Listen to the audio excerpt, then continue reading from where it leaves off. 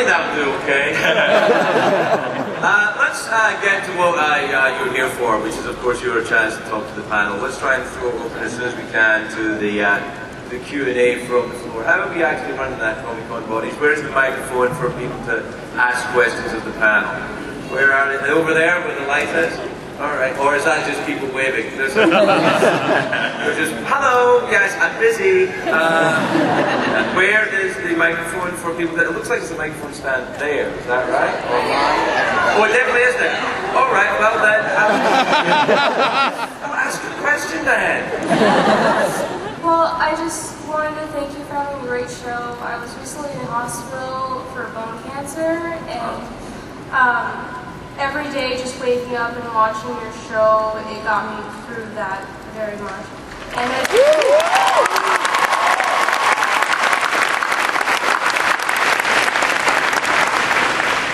I just wanted to ask what your favorite scenes for this season. From the season that we've just shot. Oh, I think at the start of In the Name of the Doctor, when Clara's visiting like all 11 of us, is pretty special. That was a cool day. We recreated with a double the first ever The Hartnell scene, which was stupidly exciting, and Stephen came down to set and we were all kind of giddy for the day. Yeah. I also love the TARDIS on a cloud. Yeah. I think it's so fairy tale. That kind of, it's such a strong image for me. The TARDIS on a cloud with the spiral staircase. I loved all of that stuff. Hello. Hello. First of all, just thank you so much. We're going to miss you, Matt. It was great seeing you as a doctor. Thank you. Secondly, the season before when you did it in America, are you guys thinking of doing another one in America maybe? How was it being in America from being in Britain? Well, I would just like to go on record to say I really want to shoot the Christmas special in America.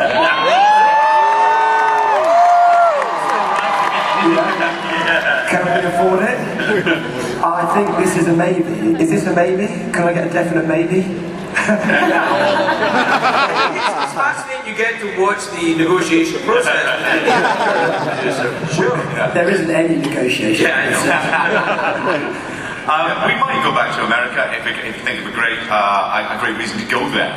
It's all about that. Marcus is probably want to ask about what it was like to shoot in America. It was brilliant shooting in America. It was great going to locations like Central Park, like Monument Valley that you've only seen in movies. So it felt fantastic to do it, and everybody was so supportive.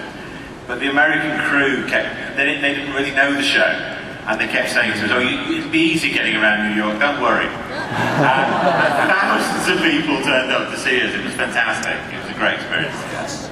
I've had a great idea for a story. There should be an alien invasion at Comic-Con.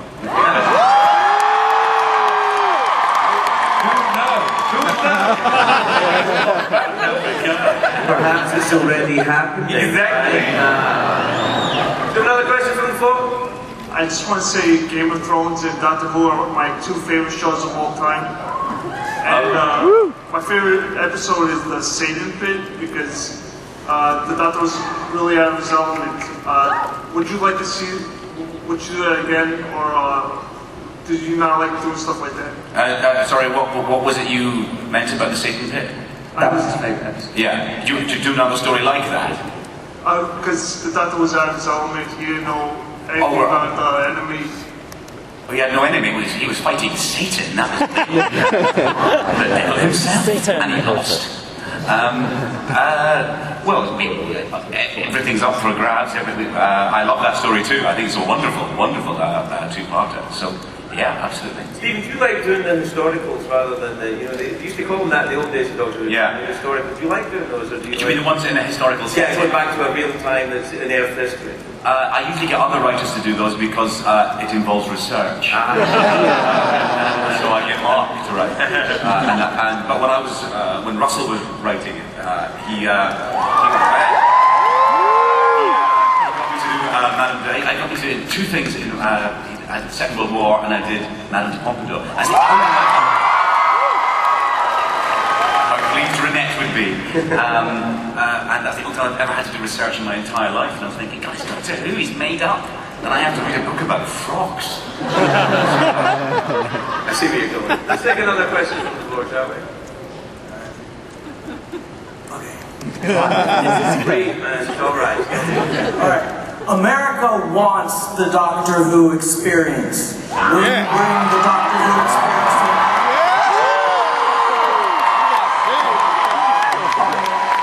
I'm very happy to ask our colleagues at BBC Worldwide if they will bring the experience to America. Or failing that, just fly to Cardiff. And we're right there. It's a lovely time. It's a lovely Very town. nice time. Yeah, you have to shoot it. It rains a lot though. Who knows? I think the more people who watch Doctor Who in America, the more likely it is. That's what will happen. The more successful the show becomes, the more likely it would happen over time. But money. Can I ask the what question we had? The lady in the understated frock.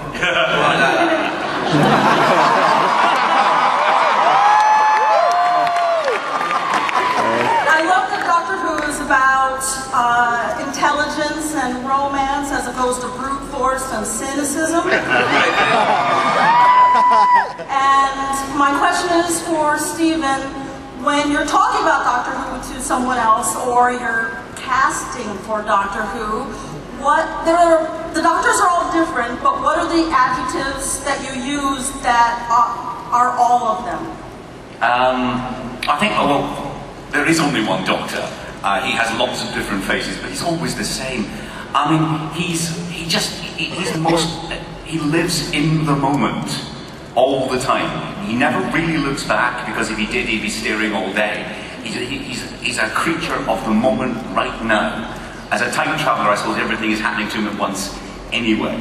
The other thing is that I sort of think he's every age at once as well. He's a child. He's a stroppy teenager. He's a middle-aged boar. He's a grumpy old man, all at once. All those things at the same time. And it is the act which I think Matt to date has done the best. Is to combine the old man and the child, so that you see them both all the time, in every second that he's on there. He doesn't know he's the hero. He'd be really surprised to know there was a show about him. He just thinks he's larking about and trying to get to a fairground. He'd be quite surprised if he discovered he was actually the hero of an early evening Saturday adventure show. I suppose we'd all be surprised by that. But that's what he is. He's a big kid and an old man at the same time. You are, presumably going through the process of getting through Matt's replacement right now, or casting. Yeah. And, or maybe you've done that, and maybe... No, I haven't done it yet. Okay, because I just, if you had any news for anybody... Well, no one would tell... Would we tell anyone? No, hey, relax. Now, another question from the floor? Hello. Hi. Captain Jack, I want to know why he wasn't in the 50th anniversary special, and we'll be seeing him in future episodes as a special guest appearance.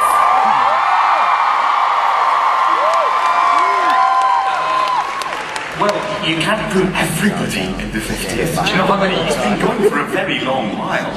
And how do you know what is or is not in the 50th? Exactly. You've seen H-Men. And I have lied my arse off for months. The other thing is, it's always story-driven. It is always story-driven. If you have a great idea for Captain Jack, he'll come back. If we don't, then we won't. As simple as that. Boring answer, but the truth. Young lady. Hello, Doctor. Which one? Name's Funny. What is it you call me? Idris, hi! How are you? I'm doing wonderful, Doctor. Good to see you. Wonderful.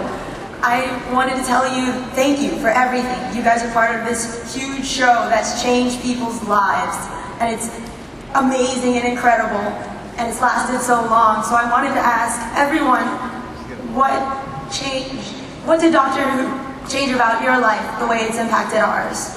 Wow, God, it changed everything. It changed my life and my family's life. And, I'm proud and grateful to be part of it. I've got some of my closest friends, from having worked on the show. And also, just because I am on the way out, I just wanted to say thank you for all your support and encouragement.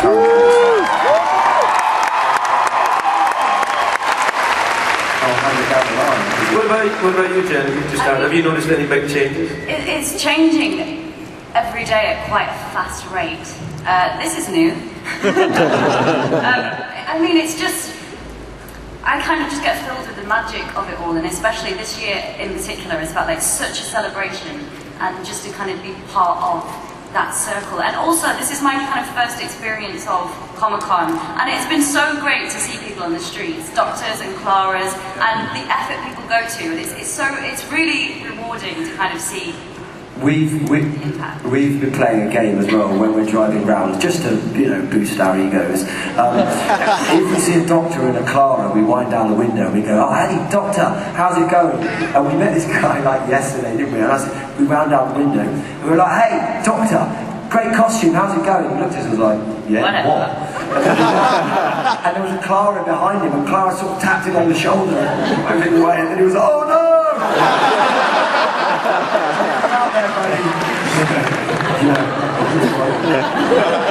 And you're really good at cosplay, the Who fans. It's good. We have a really strong Is there an enormous difference between the UK fans and the American fans and how they react to the show? Yeah. You're all loud now, which is great.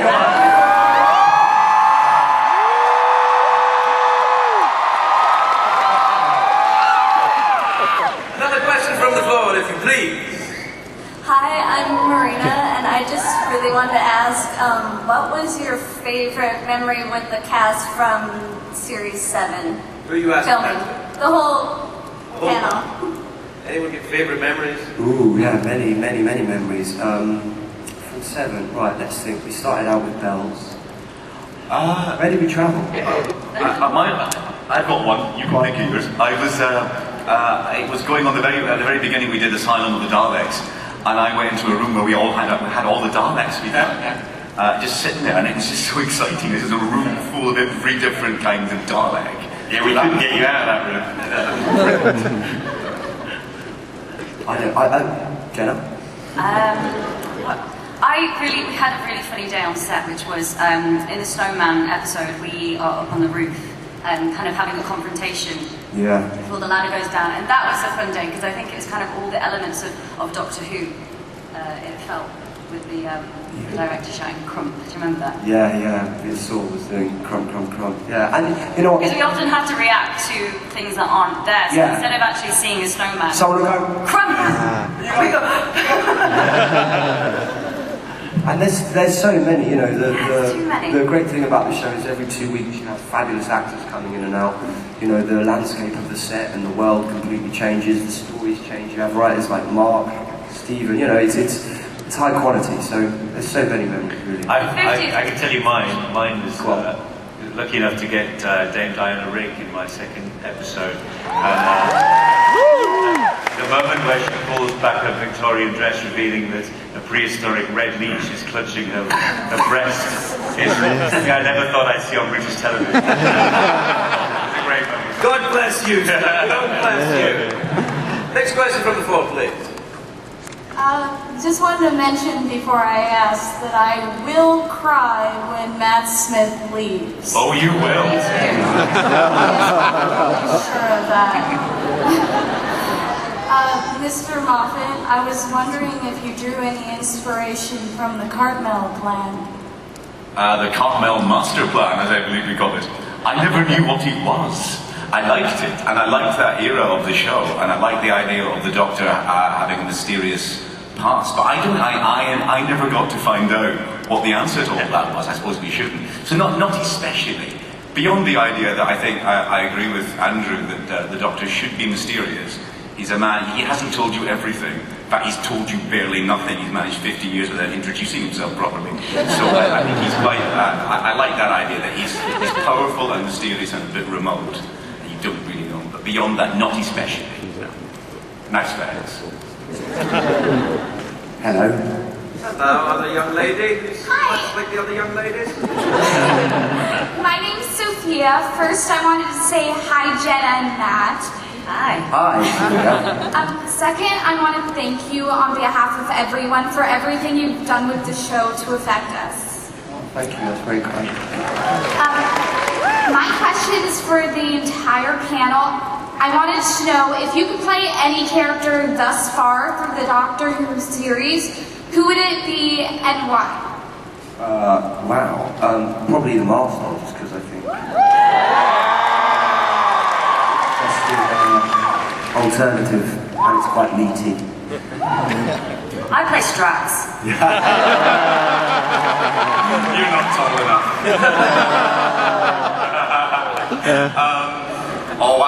I'm not going to lie, I'd want to be the Doctor. I can never be the Doctor because I'm rubbish at acting, but of course I want to be the Doctor. That's what I've dreamed of all my life. Let's go now, Dave. I had such a good time on dinosaurs on the spaceship with Matt. And coming into the studio and seeing the actual TARDIS there for the first time, it gave me a shiver, and that was so exciting. And when it finished, I thought, well, that's it. That's my Doctor Who experience. How wrong I was. And well, it's the same for me, the Doctor. I mean, I watched the trailer last night for the first time on my iPad. I hadn't seen anything of it before, and my first thought was, hopefully one day I'll be able to tell my grandchildren that I was the Doctor. For me, that's enough. That's it.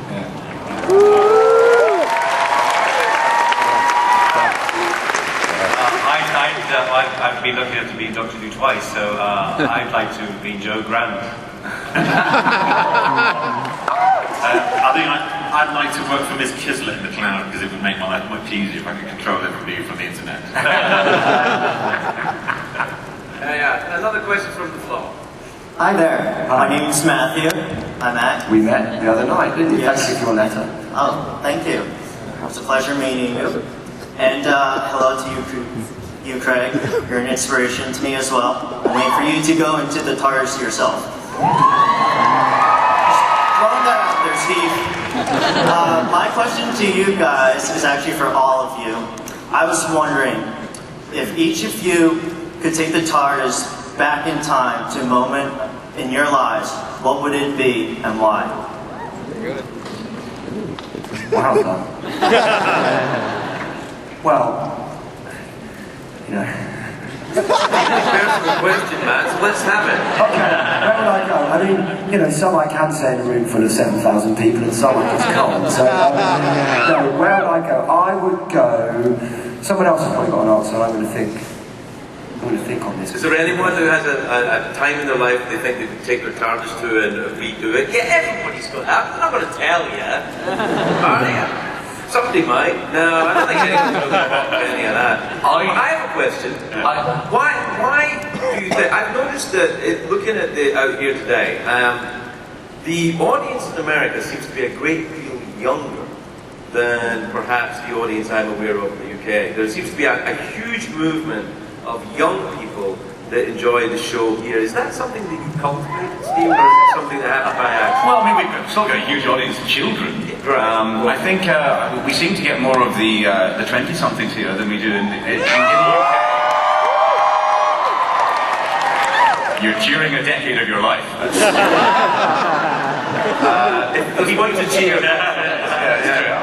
I think I think in the UK we tend to lose them in their 20s and they come back later. I think the kids. So it's pretty true. It may be just the scheduling. Because Doctor Who's on sort of 7 o'clock-ish, 6:30 in the UK, and I believe here it's sort of 9 o'clock and so on. So it could just be that. Can I ask you a quick question? How many of you people watch the show as it goes out or illegally watch it at other times? The show how many of you watch it as it actually happens? We're not taking names.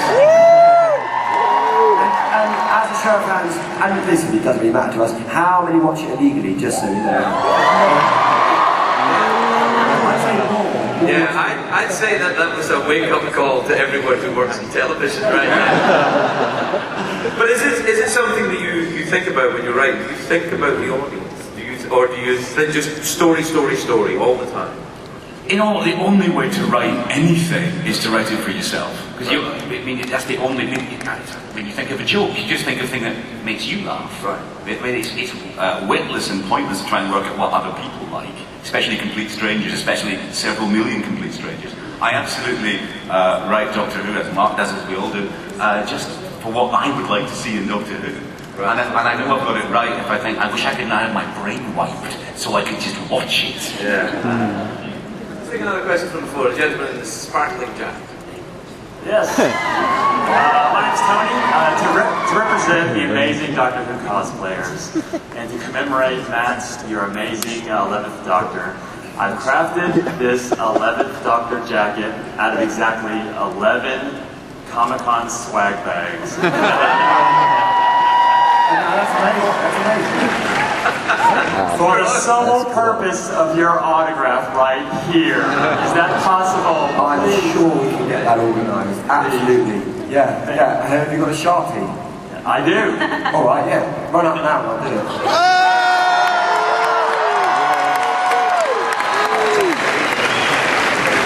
Matt will now sign his autograph on the gentleman's sleeve.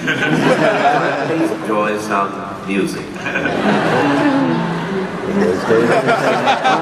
Get in there, get in there.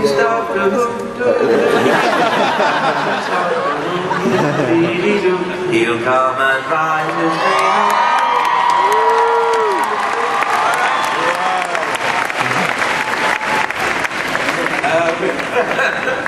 We've now got exactly one question. Do you have any more questions to ask. Will Matt Smith sign me as well? Do we have a question from the floor? Yes, hello, young lady. Hi. First, Stephen, I'm confused. You said we were your best friends. You are my best friend. And then you said we were strangers. Oh. Well, why can't strangers be your best friends? Yes, it keeps the mystery going and the excitement. Well, my question was for all of you. You guys have had some incredible characters on the show. One of my favorites is River Song. What are some of your favorite scenes, River Song moments? Oh, wow, so many. So many River Song moments. I love the scene where you know, it's in her prison, and I'm walking back, I don't know what episode it's in, and I'm walking, there's a TARDIS over here, and I walk back, and she kisses me, and she's brilliant, isn't it? She's so just flowery and camp and wonderful. Yeah, that's, I quite like the farewell, the goodbye, Matt saying goodbye to her, and because completely unremarked in that. No one brought it up, and I wondered if they would. It's the first time we ever actually see the Doctor kiss somebody else, not get kissed, but actually grab somebody and go for it. It's the first time ever. He does it clearly with lustful intent, and no one remarked on it at all. That's probably my favourite. But actually, you know, there's a scene when they're flirting. In Day of the Moon, he's saying shut up and she's saying make me. I loved all that. I think it was just because the Doctor's so bad at flirting and he's so thrilled about it. Ooh, the lady's flirting with me. How are we doing for time? Time for some more questions? Yeah, we have. Got one more from the floor? Hello. Hi. I'm Marissa. Wow, this echo's really weird. I know everyone's really sad about Matt leaving his role as the Doctor, but I just wanted to say that I'm really proud of you for making that decision. I know it was a really hard decision. Just want to say that I'm proud. Thank you. Yeah. And my question is for Matt and Jenna. If you could create your own alien monster to battle, what would it be like? Wow, that's an amazing question. What would it be like? It would be, mine would be really big. I'd create something. I'm picturing lots of arms right now. Well, right, really, multiple arms, like a Buddha alien. No, I'd create something huge and big with claw. I quite like the sort of, you know, the monsters that chase you. Or, actually, no, I'm lying. I like the psychological ones. I don't know. I mean, Stephen and Mark and the clever people do all that. We just turn up and get the lines in the right order. The Whispermen were my favourite from last year. They were amazing. The Whispermen were great. Yeah. What would your monster be? Have you thought about it? Have you pondered this? No. It's easy when it's turned on you, isn't it? Hey, is it true that there's a Weeping Angels action figure? Is that an actual thing? Because I saw that. Yeah. But if you can see it moving, then you're screwed. That doesn't make any sense to me at all. As a monster, I've written 3 Weeping Angel stories, and they're hell to write because you're writing chase scenes with a thing that doesn't move. How can I have an action figure there? More of an inaction figure. So what you're saying is that anyone who's near a statue has their own Weeping Angel action figure there? I've got one in my garden. I've got one in It really does, like a proper big one. Like, Really? Down the bottom of the garden. It looks brilliant, especially like that. It's not, man. It wasn't the last time I looked at it. But we thought, I think it gets excited when you come round. That's and we thought it might be funny to sort of place it in his neighbour's garden, dressed up in character, and go knock on the door. We did a thing called Crash of the Elysium, remember that? Which was a sort of immersive theatre experience where people are taken through a crash ship and they're attacked by weeping angels. Really amazing. And really, really genuinely frightening. And Matt was going to make a personal appearance at it. But before he did that, he decided he wanted to go round it and see what it was like. So he put his hoodie on and he snuck along at the back. And he saw one particularly frightened little child. And so he went over to say, "It's not real." And she looked up to see the doctor. May not have had the desire. Is there any time you've written an episode and you think, I've gone too far? I've gone too far. Yes, and then we put it on television. Yeah. Because the Weeping Angels episodes, to me, are genuinely I mean, I'm not easily scared, but that genuinely frightens me, that stuff. Doctor Who's supposed to be scary. I mean, it's supposed to be sort of healthily scary, but kids in particular rate Doctor Who on how frightening it is. If you ask them if they liked an episode, they'll say it was scary or not scary, and that's the entire judgment for them. It's meant to be frightening. When I was a kid, I was proper terrified of Doctor Who. Yeah, me too. Yeah. Absolutely, genuinely frightened, and I'm still a wuss. I can't watch frightening films. Doctor Who is my absolute limit. I can't get past anything scarier than that. Mark watches endless horror. I can't even go around his house. I'm too frightened. I find his documentaries quite scary. It's the TARDIS. Back in back. Look at that. Everywhere. I didn't know it had legs. Do you have a question, TARDIS? Or are you just passing through at times? Whirling.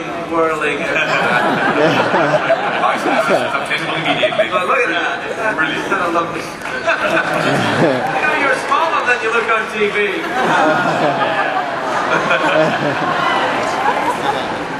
Hey, is there a point in the scariness, or is there a point of gore that you won't go past? If you say, is it limited by what? Well, we wouldn't do gore in Doctor Who. I mean, I think it's fairly hardwired into all our heads, isn't it? Yeah. We just never do blood. Yeah, but Is that an absolute rule? Is that a production rule? No blood? it's not so much a rule, it's just sort of how style. It wouldn't feel like Doctor Who if it was all horrible and gory. We just kill people discreetly and nicely. But Marcus is on the floor sorting these things out. Yeah, we all kind of know the show we're making, so we want to scare kids, definitely. Right. We want to scare ourselves, but we don't want to disturb anybody. Yeah. Although we blew Solomon up in a spaceship. Yeah. He was slightly mean, Solomon, wasn't he? What about when Hilary Jones blew up that spaceship and then it fell like snow on London? That was presumably alien bits falling. Well, yes, but it looked like snow. So as long as it looks pretty, you can do anything you want to. More or less. Yeah, right. That seems fair. I think we're pretty much what you say to me. Oh, stop. Right, okay. You can just say stop. You don't have to hold up a sign that says stop. No. Please thank our panel for showing up.